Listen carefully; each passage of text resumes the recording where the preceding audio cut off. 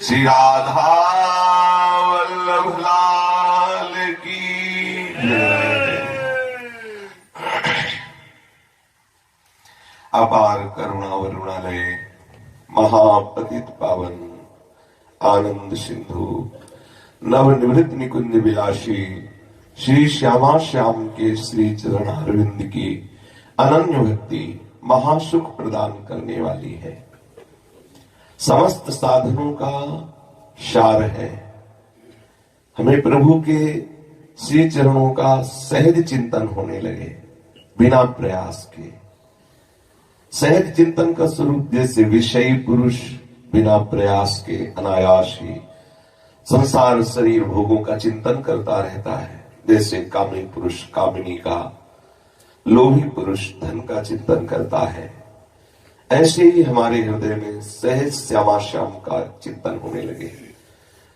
और ये सहज चिंतन तभी होता है जो हम बातें सुनते हैं, जो हम बोलते हैं, जो हम देखते हैं, इन तीन का बहुत बड़ा प्रभाव पड़ता है अंतःकरण पे।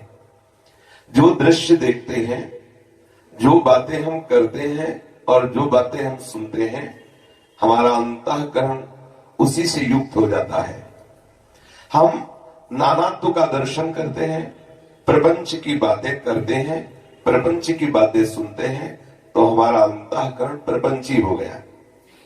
यदि हम भगवत भावना करें, प्रभु के श्री विग्रह का दर्शन करें, प्रभु के प्रेम में मत वाले प्रेमी भक्तों का दर्शन करें, वाणी से प्रभु और प्रभु के जनों की गुण चर्चा करें, प्रभु के नाम कीर्तन, प्रभु के नाम जप में अपनी वाणी को लगाएं और श्रवणेन्द्रिय से लीला गुण श्रवण करें, नाम कीर्तन श्रवण करें। अंदर से जो अंतः से नाम जप होता है सूक्ष्म श्रवणेन्द्रिय के द्वारा श्रवण करें, तो निश्चित समझो जैसे विषयी पुरुष से सहज विषय चिंतन होता है, ऐसे उसका सहज भगवत चिंतन होने लगेगा।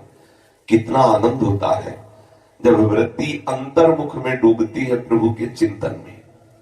जो चिंतन में सुख मिलता है वो किसी न पद में है न किसी अन्य भोगों में है, कहीं कल्पना भी नहीं कर सकते जो चिंतन में सुख मिलता है। ये महापुरुषों के अनुभव की बात है।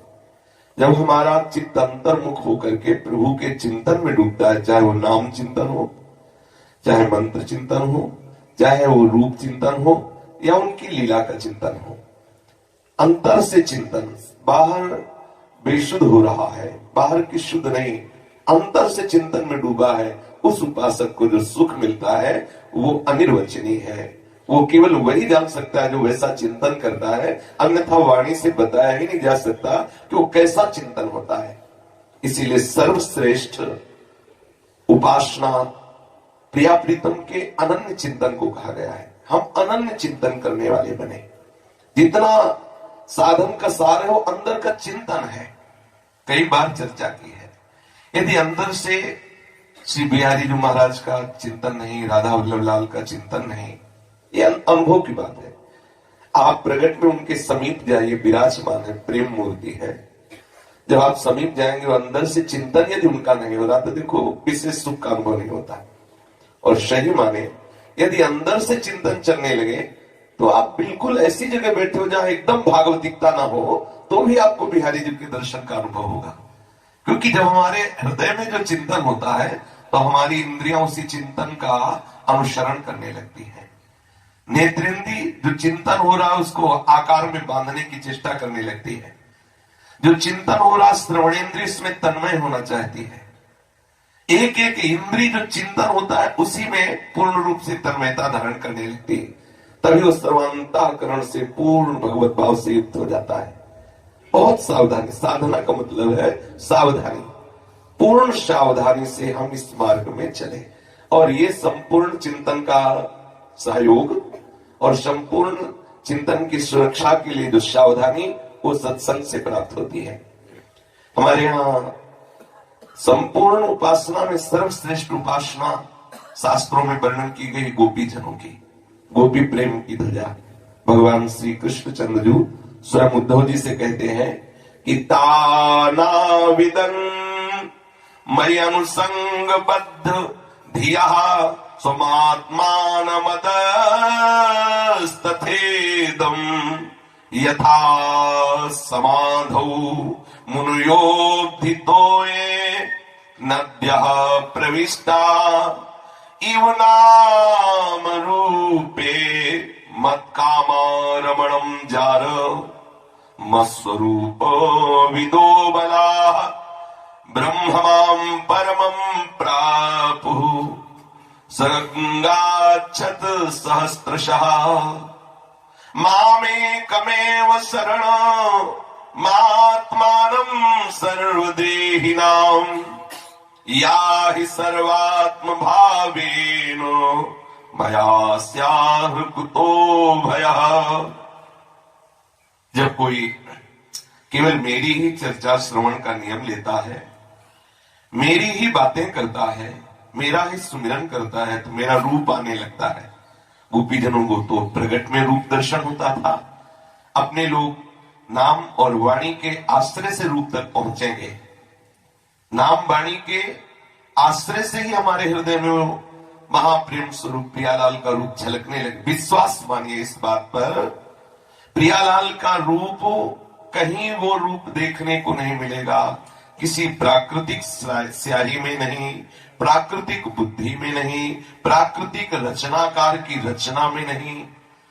जब हम श्री श्यामा श्याम के रस में डूबे हुए रसिकों की वाणी का निरंतर चिंतन करते हैं, और वो चिंतन पठन से, गायन से, श्रवण से होता है, और जब हम नाम जप करते हैं तो रूप बिना प्रयास के आने लगता है, और वो रूप ऐसा रसमय है कि आसक्ति किए बिना रहा नहीं जा सकता।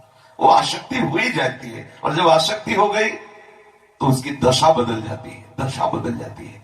भगवान श्री कृष्ण चंद्र जो कह रहे हैं, जैसे बड़े बड़े ऋषि मुनि समाधि में स्थित हो जाते हैं, नाम रूप सब खो गया, मैं कौन हूं, कहां हूं, कैसा हूं, सब भूल गए। प्रेम समाधि में, निर्विकल्प समाधि में ऐसे स्थित हो गए स्वरूप में कि बाह्य की शुद्धि चली गई।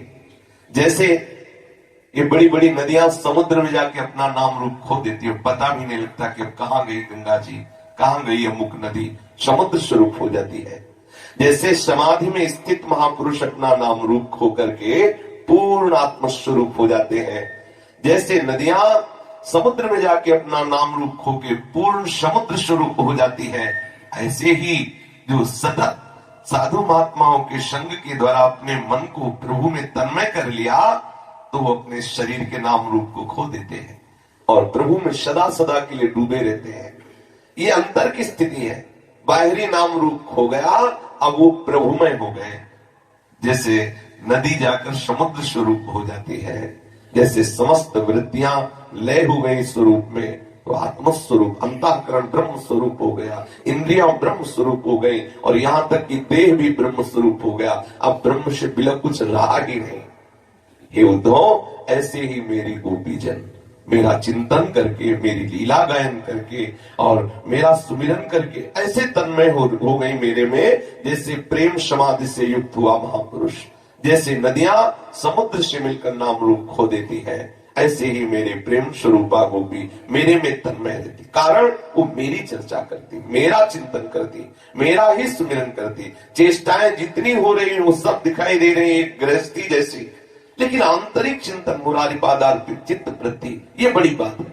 इसे बिल्कुल ध्यान पूर्वक समझा जाए। हमारी जितनी भी चेष्टाएं हैं वो भले व्यवहार से युक्त हो जाएं, लेकिन अंदर का चिंतन प्रभु से युक्त होना चाहिए। अंदर का चिंतन यदि प्रभु से युक्त नहीं है और बाहरी चेष्टाएं भागवतिक हो रही है, तो अंदर से आनंद की अनुभूति नहीं होगी। बाहरी चेष्टाएं भले व्यवहार की हो रही, सारी की सारी चेष्टाएं, पर अंदर से वो प्रभु के चिंतन में प्रभु से युक्त है, तो निश्चित वो ऐसे प्रेम का अनुभव करके डूब जाता है, जैसे प्रेम समाधि में स्थित हुए महापुरुष। जैसे नदियां समुद्र में जाके अपना नाम रूप खो देती हैं, ऐसे ही वो सुध बुद्ध रहित हो जाता है। बाहर की समस्त सुध बुद्ध खत्म, अब एकमात्र प्रभु ही प्रभु उसके हृदय में रहते हैं। गोपीजन लोक की चिंता, न परलोक की चिंता, न अपने शरीर की चिंता, न पति पुत्रादि की चिंता, ऐसी स्थिति को प्राप्त हो गई केवल मेरा चिंतन करने से, मेरे विषय में वार्ता करने से। ये बड़ी महिमामय बात है। हम जब वार्ता करें, प्रभु के विषय की वार्ता करें, उद्धव उन गोपियों में तो बहुत सी ऐसी थी जो मुझे भगवान नहीं मानती थी, प्रभु नहीं मानती थी कि हमारे प्रभु है, ये भगवान है, ऐसा नहीं जानती थी। केवल मेरे से प्यार करती थी, और स्पष्ट लिखा है वो जार भाव से प्यार करती थी। वो जार भाव से मुझसे मिलना चाहती थी। वो मुझे परब्रह्म परमात्मा तत्व नहीं जानती, मत रूप को नहीं जानती थी। एक दो नहीं, शास्त्रों गोपियां, हजारों गोपियां मेरे को प्राप्त हो गई केवल केवल मेरे से प्यार करने से। वो नहीं जानती थी कि ये ब्रह्म है, ये परब्रह्म परमात्मा तत्व है। कुछ गोपियां जानती थी जो कहती थी न खल गोपी का आनंदनो भवा न खिल देहिना मंतरात्म दृक। दूसरा कोई बोलता तो हो सकता था, अपने लोग कहते कि गलत बोल रहा है। समस्त गोपियों को ज्ञान था कि भगवान सच्चिदानंद परब्रह्म परमात्मा तत्व है, लेकिन स्वयं भगवान कह रहे हैं मत कामा रमणम जार मत स्वरूप विदो बलाह ब्रह्म माम परमम प्रापहु संगाच्छत सहस्त्रशः। अर्थात यहां भगवान ये बताना चाहते हैं कि यदि आप हमें नहीं जानते कि मैं कौन सा तत्व हूं, क्या हूं, इसकी भी जरूरत नहीं, केवल मुझे अपना मानकर प्यार करने लगो तो ब्रह्म माम परमम प्रापहु, निश्चित परब्रह्म परमात्मा तत्व को तुम प्राप्त हो जाओगे। भगवान परमात्मा है कि नहीं, ब्रह्म है कि नहीं, ये जानने की जरूरत, मेरे प्रीतम है, मेरे प्राणनाथ है, इतना मानकर उनकी आराधना प्रारंभ कर दो। जो गोपियां मुझे जार भाव से, मेरे मिलन की आकांक्षा से मेरा चिंतन करती थी, बिल्कुल साधनहीन वो सैकड़ों हजारों गोपिकाएं मेरे परब्रह्म परमात्मा स्वरूप को प्राप्त हो गई। इसलिए उद्धव, तुम श्रुति स्मृति विधि निषेध प्रवृत्ति निवृत्ति सुनने योग्य तथा सुने हुए विषयों का परित्याग कर दो। ये ध्यान देने योग्य बात। भगवान कह रहे हैं कि तुम वेद शास्त्रों के विधि विधान को भी छोड़ो, प्रवृत्ति निवृत्ति का भी झंझट छोड़ो। क्या निवृत्ति है, क्या प्रवृत्ति मार्ग है, सुनने योग्य और सुने हुए इन विषयों का भी त्याग करो। क्या करो?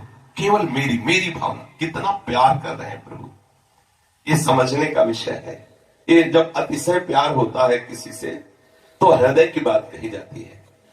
जैसे अपने हृदय की बात श्री अर्जुन जी से भगवान कहते, सर्वधर्मान परित्यज्य मामेकम शरणं, केवल तू मेरी शरण में हो जा, मेरे में मन लगा, केवल मेरे में बुद्धि लगा, मेरा भक्त बन, मुझे नमस्कार कर।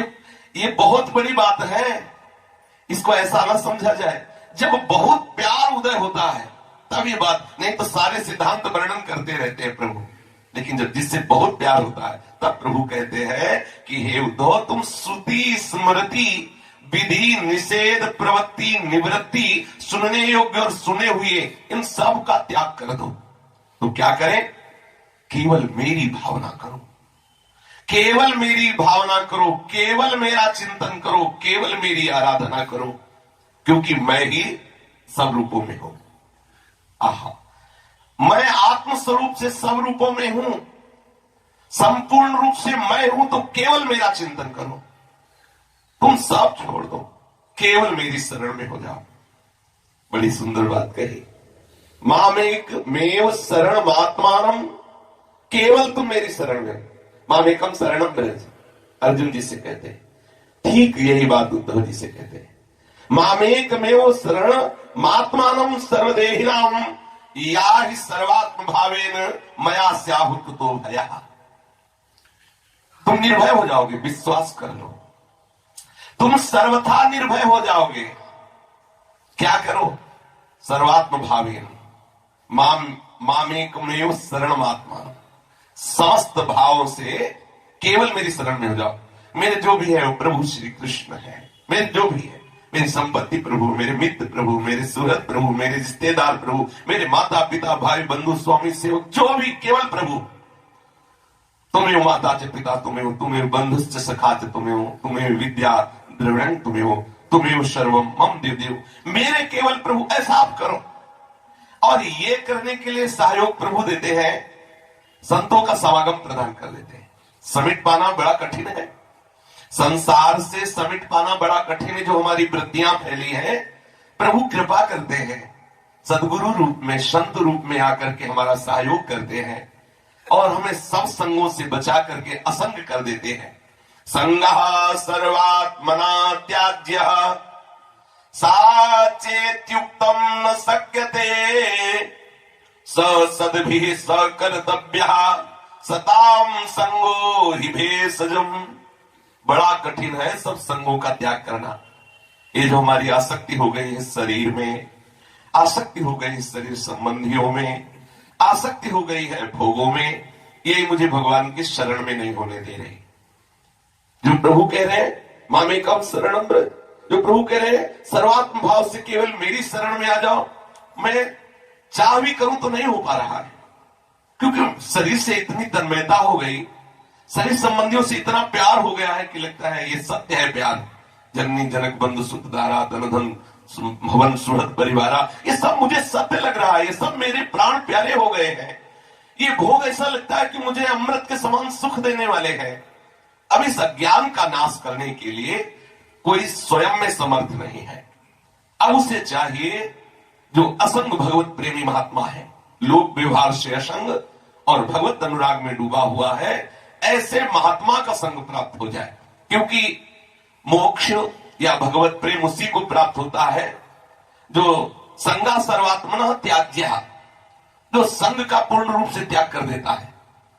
स्थूल शरीर, सूक्ष्म शरीर, कारण शरीर और ये लोक लोकांतर, पूर्ण रूप से सबका त्यागी होता है। और ये बड़ा कठिन है।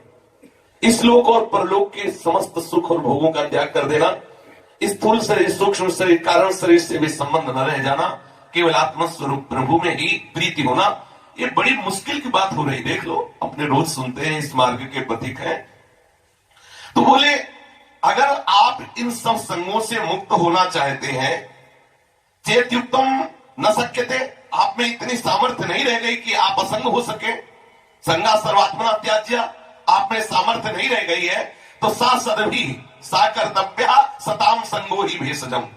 जो संत महापुरुष है, आपका कर्तव्य है, यही बहुत बड़ी औषधि का काम करेगा कि आप ऐसे संत महापुरुषों से जिनका अनुराग रंग में प्रवेश है, जो प्रियालाल के चिंतन में, जो प्रभु के चिंतन में, जो आत्मा के चिंतन में, जो परमात्मा के चिंतन में सतत अपने अंतःकरण को समर्पित कर चुके हैं, ऐसे सत्स्वरूप सत्संगी महापुरुषों का संग करो। ये बहुत बड़ी औषधि, जैसे जैसे सत्संग रूपी औषधि पाओगे वैसे वैसे आप बलवान होते जाओगे, स्वस्थ होते जाओगे।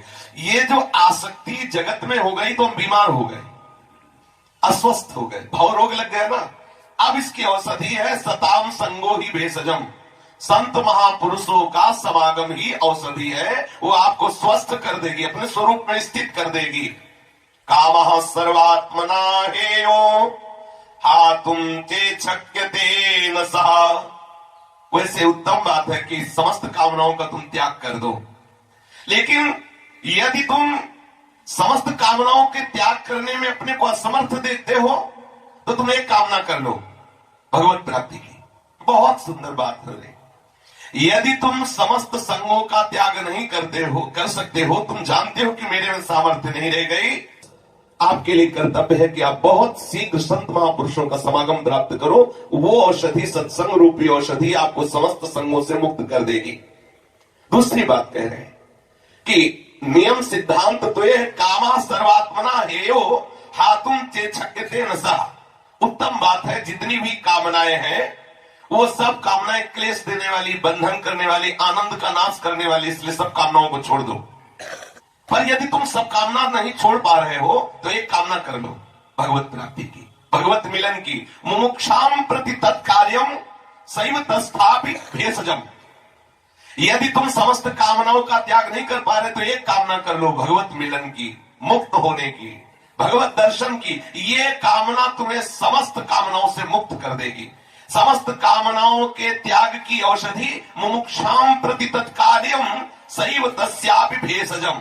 जैसे बताया, समस्त संगों का त्याग कर दो यदि परमात्मा आनंद में डूबना चाहते हो, यदि प्रेम आनंद में डूबना चाहते हो तो सब संगों का त्याग करो। बोले असमर्थ है तो बोले फिर यह कर्तव्य है कि साधु महात्माओं का संग करो, ये औषधि है, वो तुम्हें इतना बल देगी कि तुम सब संगों के त्यागी बन जाओगे।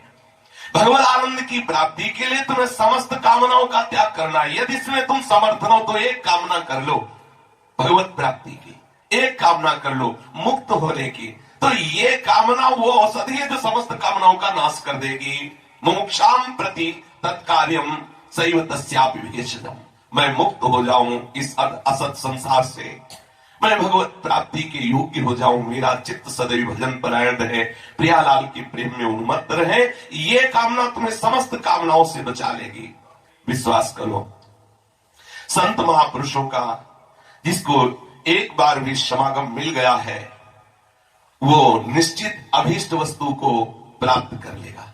अर्थात जहां संत समागम मिला तो अब अज्ञान टिकेगा नहीं, बार बार वो शब्द उसे प्रेरित करेंगे और संसार की तरफ से मोड़कर उसे भगवत यात्रा का पथिक बना देंगे। जैसे जैसे सत्संग के वचन का मनन होगा, वैसे वैसे सबका अभीष्ट है भगवत प्राप्ति, सबका अभीष्ट है भगवत आनंद, सबका अभीष्ट है परम शांति, परम विश्राम। जिसको एक बार भी संत महापुरुषों का समागम प्राप्त हुआ, वो अमोघश्च है, वो अपनी अभीष्ट वस्तु को प्राप्त कर लेगा। और यदि कहीं संतों से प्रेम हो जाए, मैत्री भाव हो जाए, अपनापन हो जाए, तब तो ये निश्चित हो गया कि उसे भगवत प्राप्ति हो जाएगी। एक बार संत समागम हो गया तो निश्चित वो भगवत मार्ग का पथिक बन जाएगा। और कहीं संतों से मित्रता तथा परम मित्र मिति प्रचक्षते, कहीं वो संतों से अपनापन कर ले, कहीं संतों से अपनापन प्यार कर ले कि ये मेरे सब कुछ है, इनकी आज्ञा पालन करना हमारा परम कर्तव्य है, तो निश्चित भगवत प्राप्ति कर लेगा। संत समागम समस्त साधनाओं का फल है। आपकी तीर्थ यात्रा, आपके सुकृत, आपके और संयम नियम जब फलीभूत होते हैं, तब संत समागम प्राप्त होता है। और जिससे संत समागम प्राप्त होता है, तो संत समागम कभी निष्फल नहीं होता। ना चा फलम सत्पुरुषेण संगतम, संतों का संग कभी निष्फल नहीं होता। इसलिए तथा सताम सन्निवसेत समागमे, सदैव ये आकांक्षा करो कि मुझे संतों के बीच में रहने को मिले, मुझे सदैव संतों का सानिध्य मिलता रहे, क्योंकि संतों के सानिध्य से निश्चित भगवत अनुराग हो जाता है।